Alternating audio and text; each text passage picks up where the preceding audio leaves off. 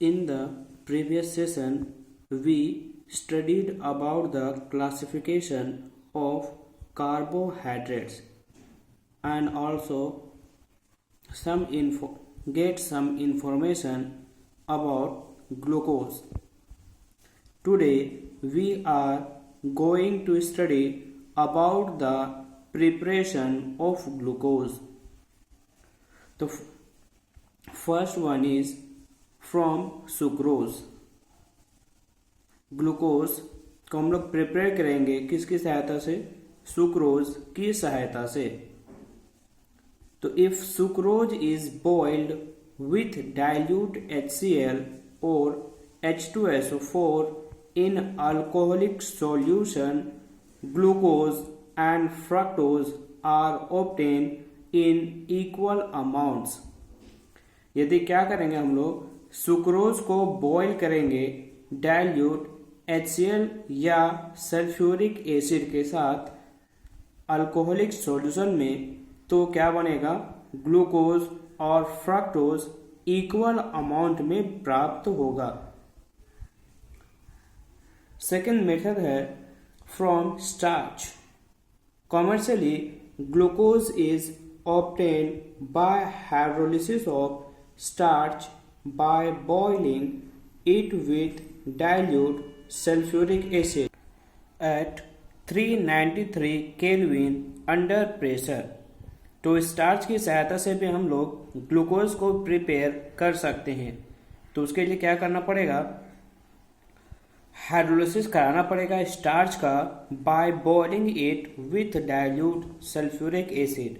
मतलब sulphuric acid के साथ स्टार्च का हाइड्रोलिसिस कराना पड़ेगा 393 केल्विन और प्रेशर के साथ। तो स्टार्च का अगर हम लोग हाइड्रोलिसिस कराएंगे तो क्या बन जाएगा? ग्लूकोज। नेक्स्ट टॉपिक है हम लोग का स्ट्रक्चर ऑफ ग्लूकोज। ग्लूकोज की संरचना। तो glucose is an aldohexose and is also known as dextrose. तो ग्लूकोज क्या है? अल्डोहेकोज, और इसको हम लोग क्या नाम से जानते हैं? डेक्सट्रोज। तो it is the monomer of many of the large carbohydrates.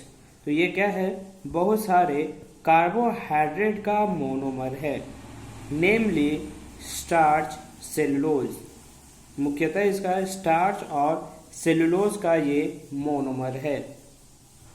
It was assigned the structure given below on the basis of following evidence। तो ये जो स्ट्रक्चर दिया गया है ग्लूकोज का, उसके लिए बहुत सारे एविडेंस दिए गए हैं।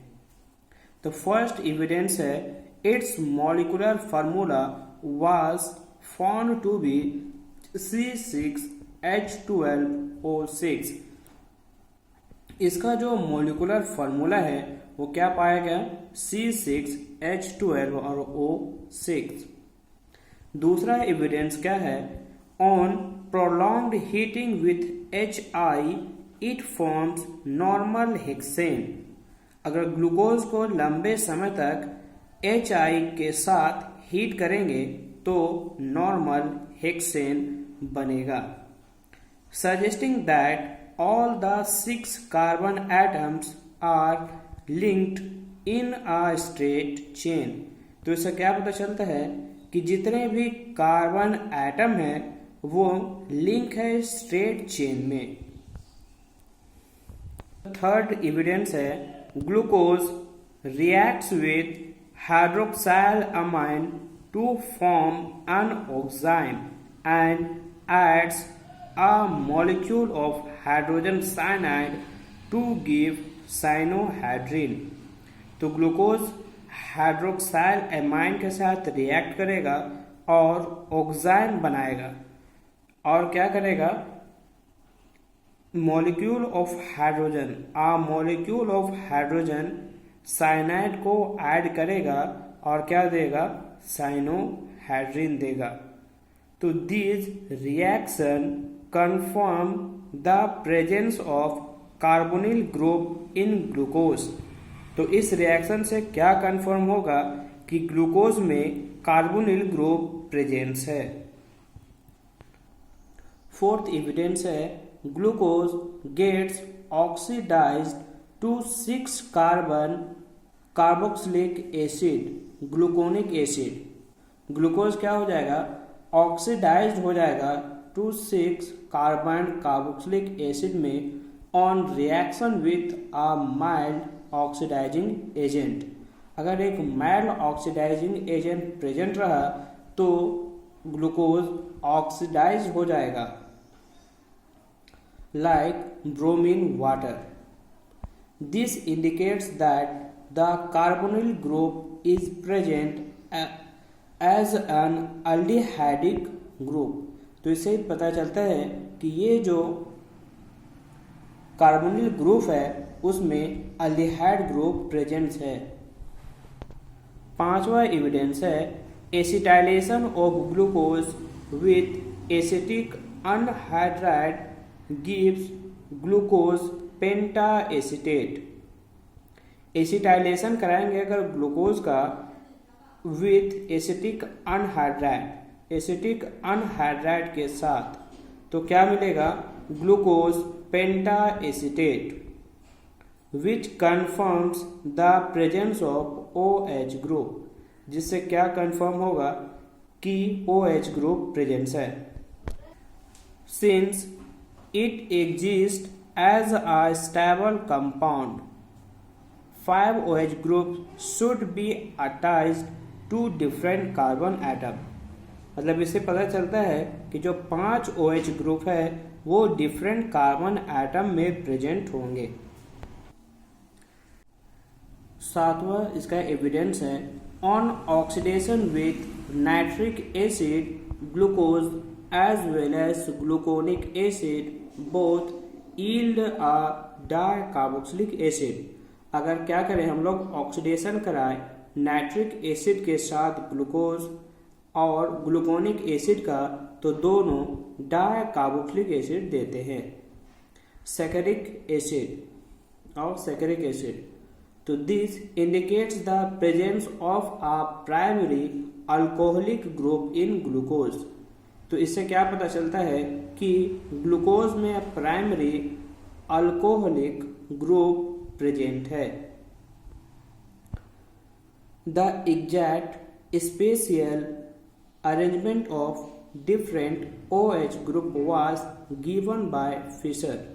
तो exact spatial arrangement OH group का फिशर के द्वारा दिया गया है, जो कि इस प्रकार से है।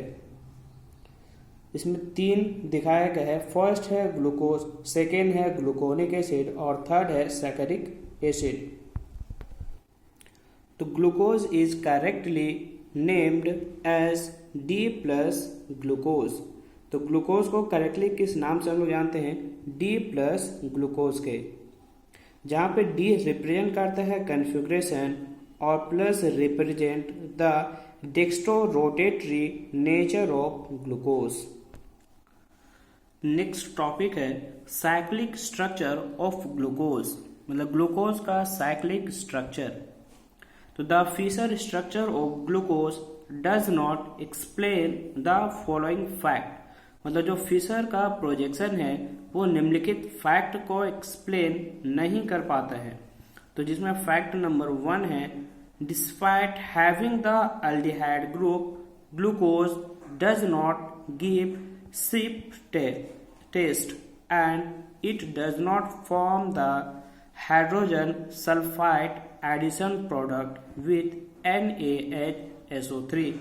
मतलब अल्डिहाइड ग्रुप होने के बावजूद ग्लूकोज जो है वो शिफ्ट टेस्ट को रिप्रेजेंट नहीं कर पाता है और hydrogen sulphide addition product NaHSO3 के साथ नहीं बना पाता है। और सेकेंड है the pentaacetate of glucose does not react with hydroxyl amine. जो पेंटाएसिटेट है ग्लूकोज का वो हाइड्रोक्साइल अमाइन के साथ रिएक्ट नहीं कर पाता है। Indicating the absence of free CHO group. तो जिससे क्या इंडिकेट होता है कि उसमें एब्सेंस है CHO ग्रुप जो कि फ्री स्टेट में हो। थर्ड है glucose is found to exist in 2 different crystalline form. Glucose को पाया गया है कि ये 2 डिफरेंट क्रिस्टलाइन फॉर्म में एग्जिस्ट करता है, which are named as alpha and beta, जिसको हम लोग अल्फा और बीटा के नाम से जानते हैं। तो the alpha form of glucose is obtained by crystallization from concentrated solution of glucose at 303 kelvin. तो जो अल्फा फॉर्म है ग्लूकोज का जिसका मेल्टिंग पॉइंट है 419 केल्विन, वो कैसे प्राप्त होता है? क्रिस्टलाइजेशन कराएंगे from concentrated solution of glucose at 303 Kelvin, while the beta form is obtained by crystallization from hot and saturated aqueous solution at 371 Kelvin। तो जो बीटा फॉर्म है वो प्राप्त होता है क्रिस्टलाइजेशन कराने से from hot and saturated aqueous solution at 371 Kelvin. It was proposed that one of the OH group may add to the CHO group and form a, यह प्रपोज किया गया है कि एक जो CHO ग्रुप है ऐड हो सकता है CHO ग्रुप में, जो OH ग्रुप है। It was proposed that one of the OH group may add to the CHO group and form क्या बना सकता है? Cyclic hemi acetal structure, cyclic hemi acetal structure बना सकता है। It was found that glucose forms a 6 membered ring. यह पाया गया है कि ग्लूकोज एक 6 मेंबर्ड रिंग बनाता है इन विच OH at C5 is involved, जिसमें OH जो है C5 में इन्वॉल्व होता है इन रिंग फॉर्मेशन। मतलब जो 5वें कार्बन एटम पे OH ग्रुप है वो रिंग फॉर्मेशन में पार्टिसिपेट करता है। तो this explain the absence of CHO group. ये क्या एक्सप्लेन करता है? एब्सेंस ऑफ CHO ग्रुप को। And also existence of glucose in 2 form as shown below. The 2 cyclic hemiacetal forms of glucose differ only in the configuration of the hydroxyl group। मतलब 2 जो cyclic hemiacetal form है glucose का वे differ है only in the configuration of hydroxyl group at C1 called anomeric carbon. वो एक दूसरे से C1 एटम पे जो हाइड्रोक्साइल ग्रुप है उसके अरेंजमेंट होने से डिफर है, इसलिए दोनों एनोमेरिक कहलाते हैं। Such isomer that is alpha form and beta form are called anomer. तो the 6 membered cyclic structure of glucose is called pyranose structure. मतलब जो ग्लूकोज का 6 मेंबर्ड साइक्लिक स्ट्रक्चर है वो पैरानोज स्ट्रक्चर कहलाता है in analogy with pyran. The cyclic structure of glucose is more correctly represented by Haworth structure. जो cyclic structure है glucose का वो सुटेबल रूप में हावर्थ स्ट्रक्चर के द्वारा दिखाया गया है, जैसे कि नीचे में है। तो नेक्स्ट टॉपिक हम लोग पढ़ेंगे स्ट्रक्चर ऑफ